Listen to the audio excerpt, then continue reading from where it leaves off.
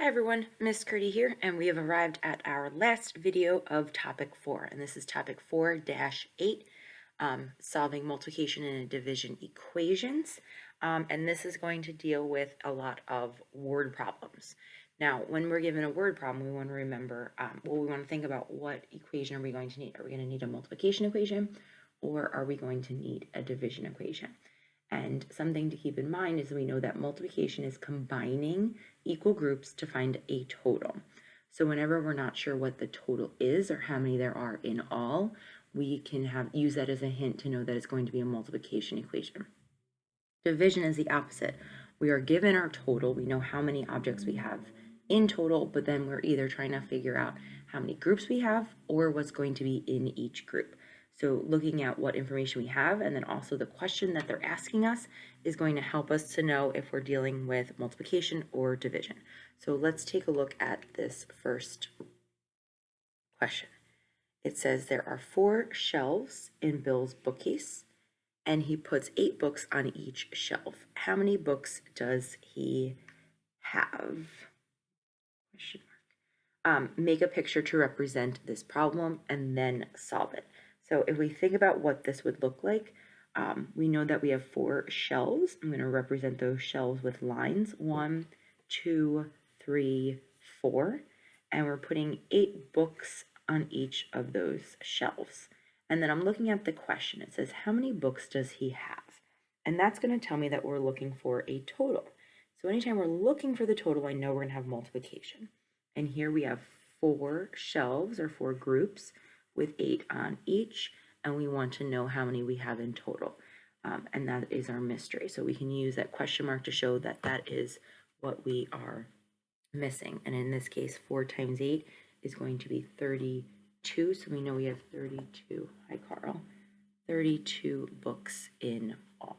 All right, let's take a look at our next question before Carl sits on it or moves the camera too much.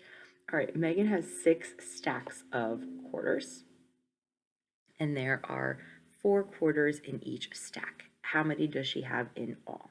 So when I see that question, how many does she have in all, that is going to give me a clue that we are looking for a total. So 6 stacks of quarters would be like 6 groups, and there are 4 quarters in each stack. I have to move Carl a little bit so I can fit my hand in here. So we've got 6 stacks, 1, 2, 3, 4, 5, 6, and there are 4 quarters in each. So I know I have 6 groups with 4 in each equals something. And since I have my facts memorized, I know that 6 times 4 is going to give me 24 quarters. We always want to label it so we know what we want to talk about. 24 quarters, just like 32 books. And if we don't have our facts memorized, we'd have to rely on our repeated addition, 4 plus 4 plus 4 plus 4 plus 4 plus 4. All right, let's take a look at this next word problem. Megan has 30 marshmallows. She wants to put an equal number of marshmallows in each of 6 cups of hot cocoa. How many marshmallows will she put in each cup? So here we know that we have a total of 30 marshmallows, and we want to put marshmallows in each of 6 cups. So I know that I have 6 groups. So let's take a look and see what this would look like as a picture. If I have 6 cups and 30 marshmallows, I know that I need to put some marshmallows in each cup. So immediately I know there's going to be division because I don't know what's going to go in each cup. So let's take a look at this. 30 marshmallows divided up into 6 cups is going to equal what? And I can use this as a multiplication equation, and I can do 6 times what number would give us 30. And I know my multiplication facts, and I know that that is going to be 5 marshmallows in each cup. All right, and our last problem. Why don't you take a moment to pause the video now, give this one a shot, decide whether it's going to be multiplication or division. Show me the equation. You can use a picture if you need to, but if you want to just go with the equation and solve it, that's okay too. So go ahead and take a moment to pause the video and solve this one.